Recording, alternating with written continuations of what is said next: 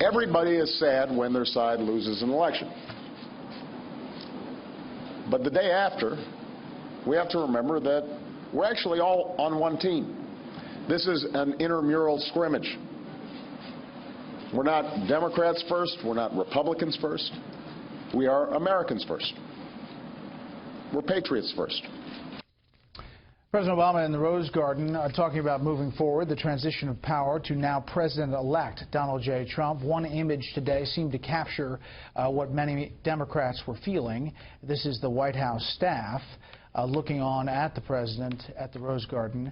And there you have it. Let's bring in our panel for the second hour. Steve Hayes, senior writer for the Weekly Standard. Katie Pavlich, news editor at townhall.com. And David Cantony, senior politics writer for U.S. News and World Report. Okay, David, we haven't talked to you about the reaction, the fallout, how it happened, why it happened.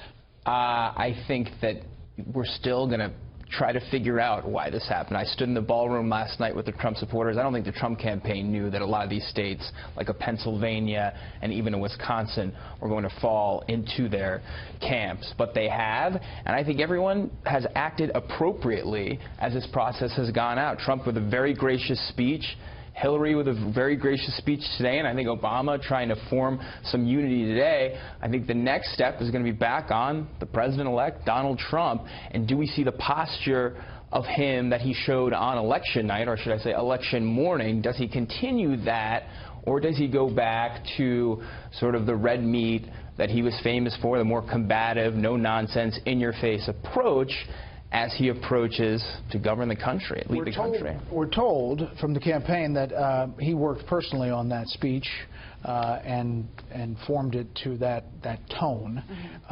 Katie, he meets with President Obama tomorrow at the White House, which in essence is going to be a really interesting image of two people who have been at it really since the White House Correspondents' Dinner a few years ago. Well, I think it's a really special representation of the American project, right? Despite all the disagreements, here we are with a peaceful transfer of power. And I think after a long election, 500-plus days on the Republican side and the Democrat side, people went into the election saying they just wanted it to be over. They described their feelings as anxious and angry. And yet here we are today with the President of the United States, Hillary Clinton, Paul Ryan, and Donald Trump all coming together with gracious words to those who have disagreed with them and a look to the future. And I think that's really helpful and hopeful to everyone who's felt a lot of stress this year, both inside the Beltway and outside the Beltway as well. Yeah, I talked about it as being catatonic at some of these spots inside D.C. I'm going to go back to the election and a sweet spot for you, Steve, Wisconsin. Hillary Clinton did not visit Wisconsin, not once, after the Democratic convention. She didn't go there. Yeah.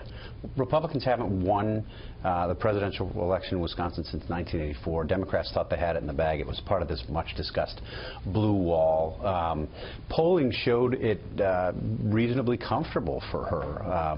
Going even into this last week, there was a poll by the well-respected Marquette University law poll. I think the margin was 6 points for Hillary Clinton going into the last week. So I think they thought that it wasn't gettable. Remember, the Trump campaign had an event planned for Sunday in Wisconsin, canceled that plan and moved that event to Minnesota. Now, depending on who you talk to, that was either an indication that they didn't think they were going to get Wisconsin, or it was because that event was planned during a Packer game, which, as you know, you can't plan an event. You can't plan an event during a Packer game. There's an organization, obviously. Scott Walker, the governor. Ron Johnson was running a Senate race.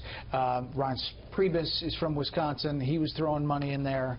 That helped the Trump Trump. It did, effort. and if you look at the numbers carefully, actually, Trump's vote count actually went down from past Republican presidential elections. Hillary Clinton just had the bottom fall out in Wisconsin in particular. Okay, here's Donald Trump on Hillary Clinton in the morning.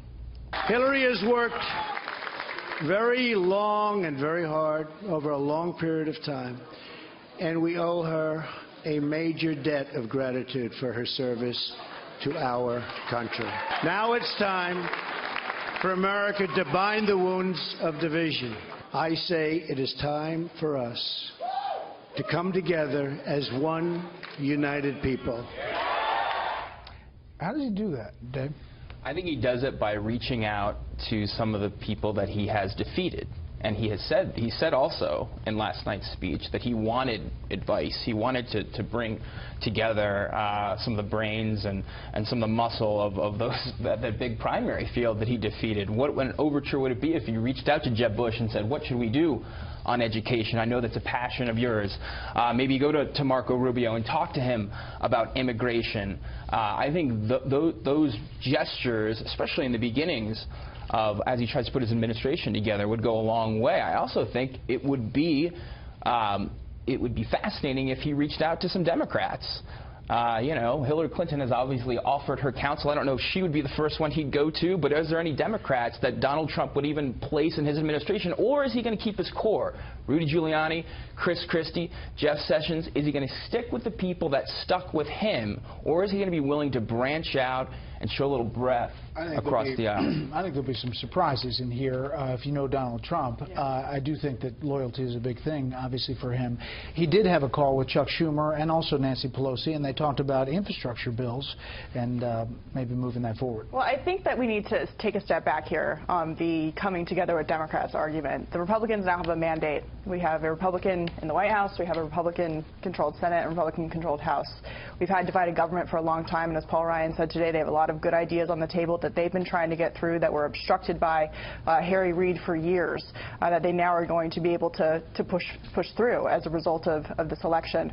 And speaking of Democrats, I think that it's important, too, that we point out that Democrats are in for, I think, some battles of their own within their own party. There was a lot of talk this year in the GOP primary about the GOP civil war, what's going to happen, and yet it was Republicans who came out to vote for Donald Trump, and it was Democrats who stayed home for Hillary Clinton. And when you have Bernie Sanders and his campaign releasing today that they have nothing polite to say about the election results, I think that's an indication that this is far from over on that side, and I think that we should give the Republicans some time to have their mandate and to work through some of the things that they've been trying to get through without President Obama in the White House. I would just say real quick, though, Democrats are still leading in the popular vote of this election. So more Democrats voted for Hillary Clinton. To Arne Mishkin's point, you get Democrats in big numbers in California and Illinois, and you run up the vote total there. But do they matter less than someone in Iowa or Wisconsin? In the Electoral College, in terms of practical politics, they do. I understand, They do. but I'm just saying the argument on the mandate.